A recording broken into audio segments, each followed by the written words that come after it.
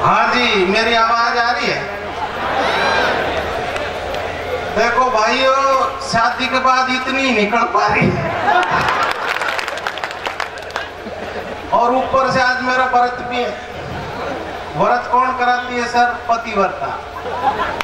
जिसके घर में हो पतिव्रता उसका पति भूखा ही मरता। और सच बता रहा हूं, जिसके घर में ना हो नारी वो के जड़े पीड़ा मारी। और जिसके घर में बैटर आप समझो उसकी जेब साफ। बढ़िया। बिल्कुल, हम तो देसी लोग हैं साहब। मैं हरियाणा से आपके बीच में अपनी उपस्थिति दर्ज कराना आया हूँ। वो हुआ यूं सर, हमारे गांव में सांड बूढ़ा हो गया था। तो सारे गौशाला में वो हुई, गांव में पंचायत बैठी, बोला नया सांड ले आओ। तो जो बूढ़ा सांड था वो पड़ा था, धूल चढ़ रही उसके ऊपर। क्या हिंदी है? हिंदी तो आगे बताओ यार। वो मैं बजवा लूंगा। भाई कह रहा क्या हिंदी है, मैं तेरी हिंदी कर दूंगा, बीच में बोला। तो जॉनी भाई पीछे से बोलना कोई कलाकारी नहीं है, ये पेट खराब होने के लक्षण है। और जॉनी भाई की शक्ल से आपको लग रहा होगा इसका तो पेट का पूरा ही सिस्टम। चल जॉनी भाई मेरा बड़ा प्यारा भाई है, इसने मुझे बुलाया, मैं बड़ा राजी हुआ। क्योंकि ये जॉनी ऐसा कलाकार है जो अकेला ही चेपियाता प्रोग्राम। तो हमारे को बड़ी पीड़ा रहती है, भाई ले चला कर। तो इसने देख लिया कि अब के सही है, साले को ले लो इसको। तो मैं सर अपनी बात कर रहा था, हमारे गांव के सांड की बात। मेरी बात नहीं, हालांकि मेरी बनावट उससे मिलती जुलती है, लेकिन मेरी बात नहीं है। मैं आपको बताता हूं सर, क्या हुआ, सांड बूढ़ा हो गया। अब वो सांड नया वाला जब टम्पू से उतार रहे थे ना, तो जो बूढ़ा सांड रेत में पड़ा था, ऐसे पड़ा था जब चुनाव हार गया हो। उस पर धूल जम रही थी, वो उठा, सींग से, टांगों से, खुर से रेत उड़ा दी, धूल जम मचा दिया। तो सारी गाय हाथ जोड़ के उसके पास गई, बोले ओ महाराज, जब इतना ही सामर्थ्य बच रहा था तो पहले दिखाते, नया सांड तो नहीं लेना पड़ता। भाई साहब असली हंसी और तालियां तो इस बात पे बजेगी, सांड ने बड़ी मासूमियत से कहा, बोला जो तुम समझ रही वो वाली बात नहीं, मैं तो अपनी उपस्थिति दर्ज करा रहा हूँ। कहीं ये नया सांड मुझे भी गाय नहीं समझना।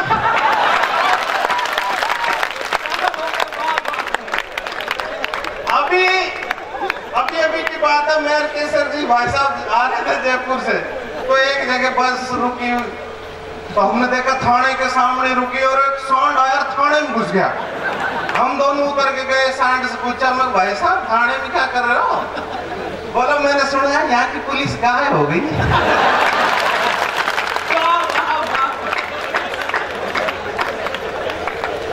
अपन देसी बात करेंगे। जो काम करता है, जैसा काम उसका रिफ्लेक्शन आता ही है। जैसे ये साउंड वाले ने पता नहीं इसमें वो रिकॉर्डिंग लगा रखी है, वो दूसरा माइक गला पकड़ता है। मैं शाना आदमी, मैं दूसरा माइक पकड़ लिया है। तो ये क्या करता है, ऐसा आदमी घोचा करता ही करता है सर। ऐसे आदमी का ब्याह हो जाए, घोचा करे बिना मानेंगे नहीं। रात में किसी के पास जाएगा और एक ही बात करेगा, hello hello mic testing, hello mic testing. और लड़की हरियाणा की हुई तो एक ही जवाब देगी, बोले 2:30 बज के टेस्टिंग ही करता रहेगा, प्रोग्राम भी देगा। और सीटी मत बजा बेटे, तो शरीर में 9 द्वार होते हैं, तो कहां से बजाएगा? और इसकी शादी नहीं हुई होगी, शादी हो जाती है तो बेटे भोंपू भी नहीं बजती।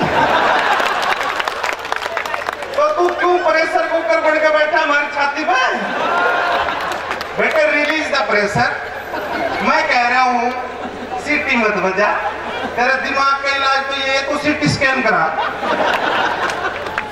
बिल्कुल सर, हम गांव के भोले भाले लोग हैं, हमने देशभक्ति के बारे में ज्यादा पता नहीं है, क्योंकि मैं तो गांव का बालक हूँ जी। इसका मतलब ये नहीं पूरे गांव का बालक हूँ, हम तो अपनी भैंस के ही बालक हैं।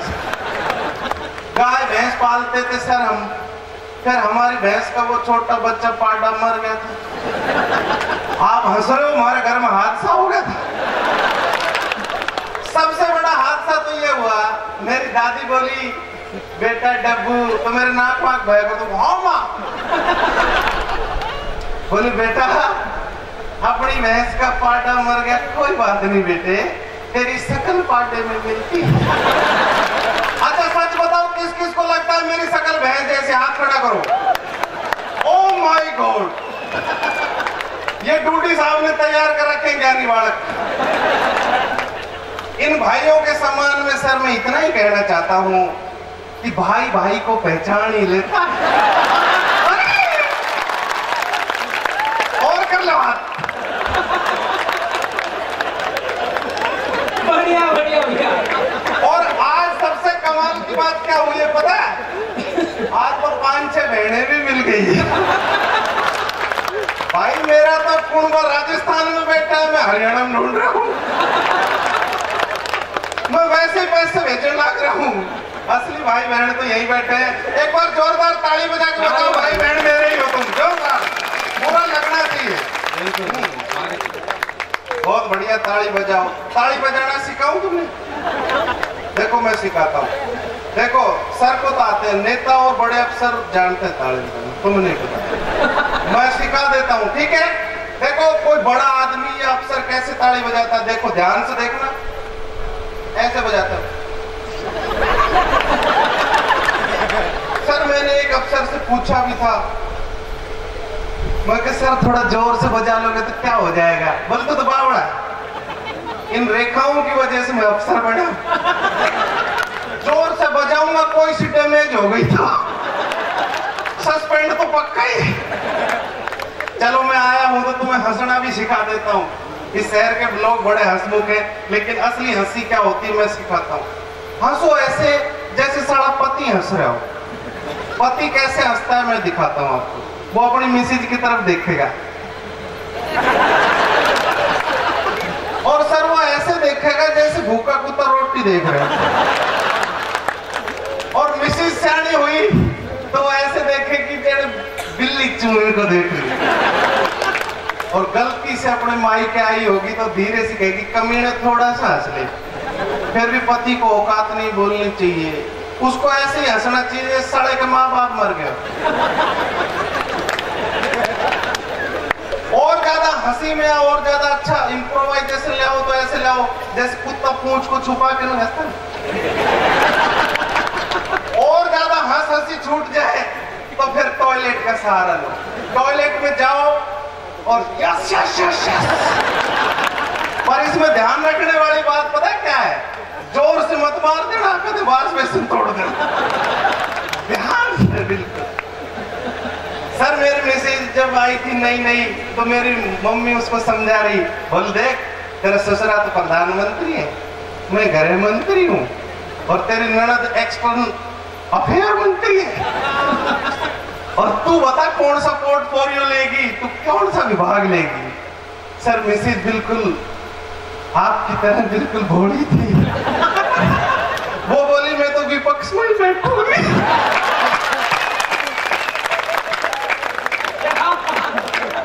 तो मैं कह रहा हूं थोड़ा चालाक बनना चाहिए, विपक्ष में सारे काम अच्छा नहीं है। अब कहानी थोड़ी सी चालाकी से, अब का थोड़ी मेहनत डबल, क्योंकि मेहनत डबल करोगे जब भी काम बढ़ेगा। उसके लिए 2 लाइनें कहना चाहता हूं कि थोड़ा भी छिन जाए तो दुनिया कितना चिल्लाती है, बिना रोए तो मैया भी दूध नहीं पिलाती है, मिमियाने से कुछ ना होगा, सिंह गर्जना करनी होगी, शिथिल पड़े इस रुधिर जाल में इच्छा शक्ति भरनी होगी, सिंह गर्जना हर गर्जन में होती सबसे भारी है, उठ बैठो टूडी जी के वीरो, निश्चित जीत तुम्हारी है। वाह वाह वाह वाह वाह। चलो अपन तो वापिस चलते हैं दादी के पास। मेरी दादी सर बोली, बेटा तेरी शकल पार्टे में मिलती तो है ही, तू उछल कूद भी ऐसे ही करता है, तेरे हाव भाव भी ऐसे ही है, और बेटे तू चरता भी पार्टे की तरह। तो यूं कर, भैंस को गुड़ की डली चटा तो भैंस समझ जाएगी उसका बालक जिंदा है।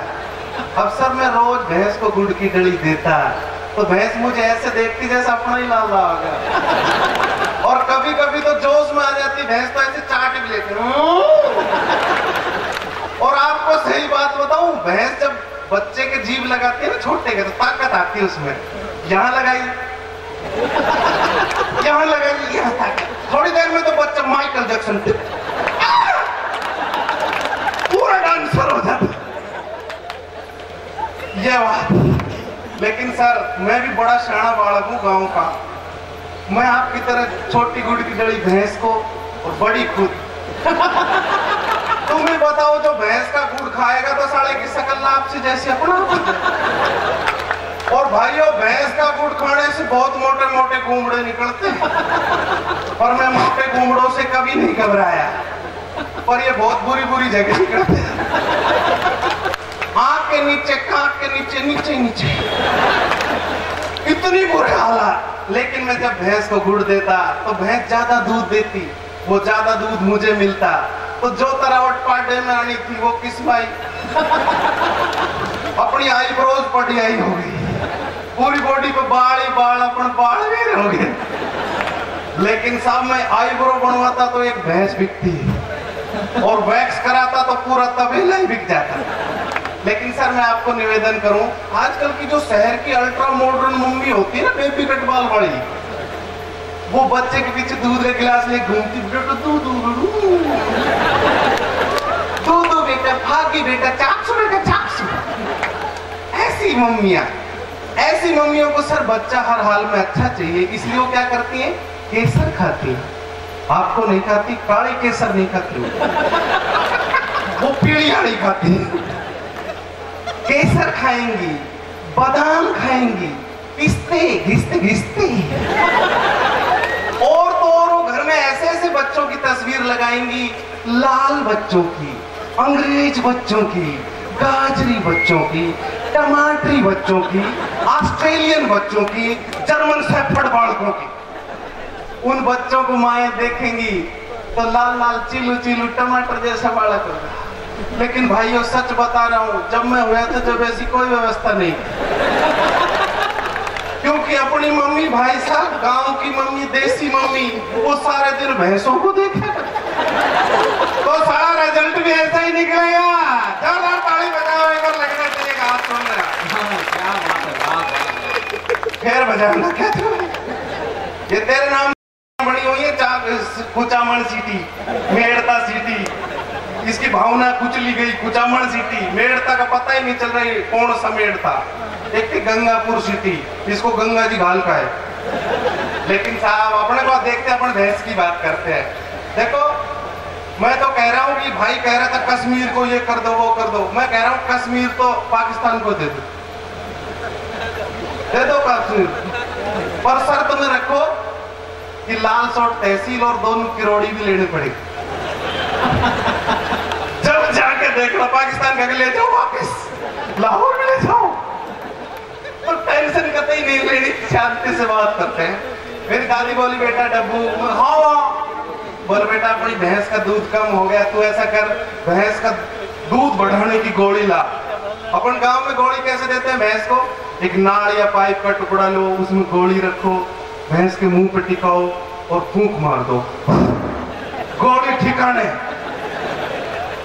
मैंने भी यही करा, जैसे ही फूंक मारने लगा गोली, मेरी पाव फूंक, भैंस की 25 किलो फूंक। भाई साहब मैं तो प्लानिंग ही बढ़ा रहा था, इतनी देर में तो सांस ले दिया भैंस ने। असली हंसी तो इस बात पाई कि गोली किसकी थी, दूध बढ़ाने की। बड़ी किसके लिए थी, भैंस के लिए, और गई कहां थी, पाड़ने के।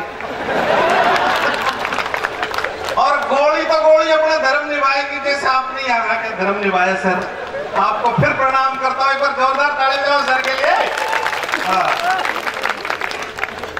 गोली ने अपना धर्म निभाया, मेरी आंत ओजड़ी भेली। मैं मिनट में टॉयलेट, पूरे घर में सड़ांग उठ रही थी। पापा बोला रे साले को बंद करो टॉयलेट में इसको। लेकिन साहब बुरी से बुरी चीज में भी अच्छी चीज होती है। मेरे बचपन से कब्ज रह कर मैंने बहुत गोलियां ली, कैप्सूल लिए, कभी सफलता नहीं। और अब सफलता ऐसी मिली, मैं खड़ा हूं सफलता कदम चूम ली। पूरे घर में सफलता बिखरी पड़ी, बस पार की नजर और संजोने वाले हाथ नहीं थे। और भाई साहब पूरा घर उपजाऊ हो गया, क्योंकि खाद पानी साफ। बिल्कुल देसी देसी बात करेंगे सर। मेरे ताऊ से मैं बात करूंगा, मैं कहता ताऊ तेरी स्त्री दे देना। बोले बेटा तेने मांग तो घर की इज्जत ही ली, पर इस इज्जत ने बहुत बेइज्जत कर रखा हूँ, यूं करिए बैठी ले जा। वो कहता हूँ ये वाली नहीं, वो तो कपड़े वाली। बोला बेटा ये बिना कपड़े बैठी। मैंने कहा ताऊ बात हो तो करंट मारे से। अरे बोला छू के देख या भी मारे से। मैंने कहा ताऊ बात हो तो सिलवट काट दे। बोला बेटा मेरी तो निकाल दी, तेरी भी निकाल देगी। एक में छोटी सी रचना आपको 2-4 मिनट की सुनाना चाहता हूँ। स्वागत है। कि हम दो हमारे दो माँ बाप को बाहर फेंक दो, हम दो हमारे दो माँ बाप को बाहर फेंक दो, पर जब जब ये फार्मूला दोहराया जाएगा तो 4 का योग ही आएगा, और माँ बाप को फेंकने वाले एक दिन तेरा भी नंबर आएगा। क्या बात है, वाह वाह। और दोस्तों बिल्कुल एक मेरी रचना बर्फी की मैं सुनाता हूँ सर, वो आपको बहुत अच्छी लगी, गांव की रचना है। मैंने सर सबसे पहली बार बर्फी जब चखी थी, जब आप जैसे बढ़िया वीआईपी लोग हमारे घर आते थे। तो ऐसे लोग आते हैं तो बाप की आत्मा जगती, हरियाणा में बोलो भाई इनके लिए नमकीन बर्फी का नाश्ता ला। तो सर मैं लेके आता, और मैं ये बात देखता कि यार ये छोड़ दे तो अपने खाए, और मेहमान जो अच्छे वीआईपी होते हैं ना वो छोड़ ही देते हैं। तो मैं पाव बर्फी उतराई था। कई बार मेहमान मेरे जैसे आ जाते हैं जिनको पापा चाय भी नहीं पिलाना चाहे, लेकिन मैं तो बर्फियों का दास हो गया था, अच्छा स्वाद लगता था मुझे। मैं उसी मेहमान के सामने पूछता कि मैं पापा इस खातर बर्फी लिया। अब बाप मना करेगा सर, कोई पूछेगा तो। पापा में पूरी सी शकल बना कहते लिया भाई। उनका ये दुख मुझे जब समझ में आया जब मैं खुद बाप बने। बच्चे ऐसी ऐसी डिमांड करते हैं, जेब में 500, 5000, 10,000 का मामला सेट कर लेंगे, ले कुछ नहीं एटीएम ले आओ फिर कुछ करो। फिर सर मैं पाव बर्फी ऑथराइज था, लेकिन लाता आधा किलो। भाई हलवाई के बाप का नाम लिखवाने में पड़े थे जाए, पापा का नाम लिखाया, पाव बर्फी की जगह आधा किलो। फिर मैं लेके चलता, इधर उधर देखता, फिर मैं सोचता एक बर्फी तो तेरी मेहनत की बढ़ती, राज्यपाल की तरह सब की शक्तियां, एक बर्फी तो तेरी बढ़ती है। उठा के एक खाता, फिर मेरा जी करता ये अकेली जीजी बात किससे करेगी, एक और खा ले। ऐसे करते करते पाव जीजिया पेट में आओ बहन चुगली करे, करवा चौथ की कथा सुनाए। लेकिन साहब फिर मैं घर में सबसे छोटी प्लेट ढूंढता रसोई में, उस छोटी प्लेट में नमकीन डाल दो, बर्फियां बुरुक भी दो तो चल जाता है। फिर उन बर्फियों को लेके मैं मेहमान तक जाता, मेहमान बैठक थोड़ी दूर थी। फिर मैं सोचता पाव में 6.5 पीस हैं, ये आधा तो फालतू, आधा फिर। और सर मेहमान के सामने मैं रखता और फिर खुद जंगले में खड़े होकर कड़पता, कहीं ये सड़ा सारी नहीं खा जाए। कई मेहमान ऐसे होते हैं बेसब्र है सर मेरी तरह, वो दोनों हाथ से खाते हैं जरा गंडासा चल रहा हो। ऐसे मेहमानों से नफरत, आई हेट। लेकिन सर कई मेहमान आप जैसे बढ़िया पढ़े लिखे अच्छे संपन्न लोग जो बढ़िया समाज को दिशा देते हैं, ऐसे आदमी बर्फी बहुत कम खाते हैं। क्यों कहो तो बस बर्फी को छूते भरे। दूसरे शब्दों में कहो तो बर्फी ऐसे खाते हैं जन बर्फी की मांग भर रहे हो, जाओ जीवती रहो सदा सुहागन रहो, हमारा जोड़ा बढ़ा रहे। ऐसे लोग I love very much, free मत और मत मचा मत। पकती गई। फिर घर में मेरी विध बैठनी बंद हो गई। अब मैं हलवाई के तुलवा के जैसे ही घूमता, छोटा भाई मिलता, हाँ भाई तुलवा ली गए, पार्टनरशिप तू कहां से आ गया। घर में जाता, पीपे के पीछे जो छुपाई हुआ था बची हुई बर्फियां, सिस्टर से पूछता, मैं जी जी मैंने कुछ इसमें रखा था। बहन जी कहती, भाई अपने घर में मूसा बहुत होगा, चूहा बहुत होगा। फिर मैं मनी मन सोचता, असली मूसी तो तू ही है। लेकिन साहब आदत पकती जाए, घर में विध नहीं बैठे। फिर मैं शर्त लगाता, केसर जी भाई साहब जैसे लोगों से, गणित का बहुत बड़ी विद्वान है, मैं इनसे शर्त लगाता, तो भाई साहब मैं 2 किलो बर्फी एक सांस में खा सकता हूँ, 1000 रुपए की शर्त। तो बड़े कैलकुलेटिव होते हैं।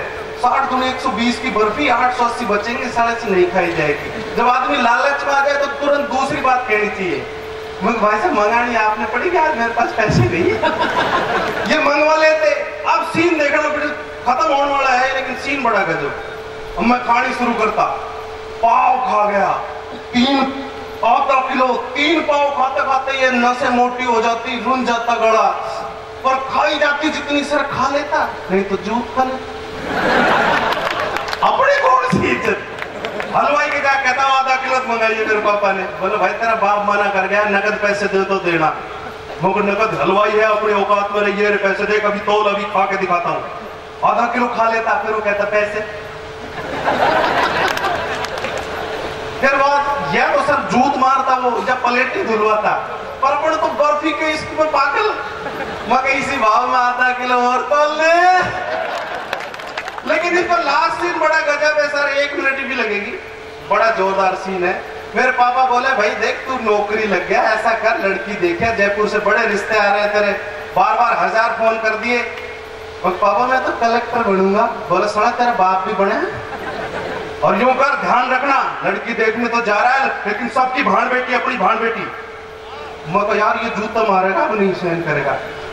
अब सीन बड़ा अच्छा है सर। मैंने कहा, अपनी भाण बेटी तो फिर मैं देखूंगा क्या। पापा ने समझाया, बोले तो अपने घर में कोई भाण बेटी भुआ ने देखना है, मना कर दे, कोई आत्महत्या कर ले, कितनी बुरी बात। वो बढ़िया अच्छी तरह आपकी तरह बढ़िया आदमी थे। लेकिन लास्ट सीन बड़ा गजब है सर। सीन में सामने बच्ची, इधर मेरे चाचा, इधर उसके पापा, दोनों बात करें, आओ भाई साहब आपको घर दिखाएं। ये कहते हुए वो उठ के चले गए। ये नौजवानों को इसलिए बता रहा हूं, लड़की देखने जाओगे तो मुंह छोड़ के जाएंगे अकेला। अब सर सीन में कौन रह गया, सामने लड़की, बीच में मेज, और मेज पे बर्फी, और जीवन जाए भाड़ में, अपना सारा ध्यान बर्फियों पे। और ये गांव का बेरहम हाथ जब बर्फियों की तरफ बढ़ता है तो 5-7 पीस लिए बिना नहीं टलता है। जैसे ही मैंने बर्फियों की तरफ हाथ बढ़ाया, वो जो कन्या माता नीचे देख रही थी, उसका ऐसे ही कोई मच्छर लड़ा, उसने ऊपर देखा और मेरा हाथ पकड़ में आ गया, चोरी पकड़ में आ गई। लेकिन सही बताता हूँ सर, माताएं बहनें बच्चियां बहुत अच्छी होती हैं, वो भी बहुत अच्छी थी। आंखों आंखों में थोड़ी देखती, मुस्कुराई, और एक ही बात बोली, जेब दे तो दो। इसलिए इन बेटियों के सम्मान में कहना चाहता हूँ कि माना बेटी पराया धन है, क्या इसीलिए ध्यान कम है, और बेटा घर का उजाला है, फिर उसी ने क्यों निकाला है, फिर उसी ने क्यों निकाला है। और एक हमारे दोस्त है, वो बहुत अच्छी लाइनें लिखते हैं, राजकुमार की एक लाइन कह देता। वो बच्चा लिखता है कि बेटे के शौक में जाने कितने मेडल मार दिए हमने कोख में। फिर मैंने 2 लाइन अपनी भी जोड़ दी, बेटे के शौक में जाने कितने मेडल मार दिए हमने कोक में। फिर मैंने लिखा कि अगर संभाल पाते हम कोक को तो मेडल आ जाते थोक में। वाह वाह वाह वाह।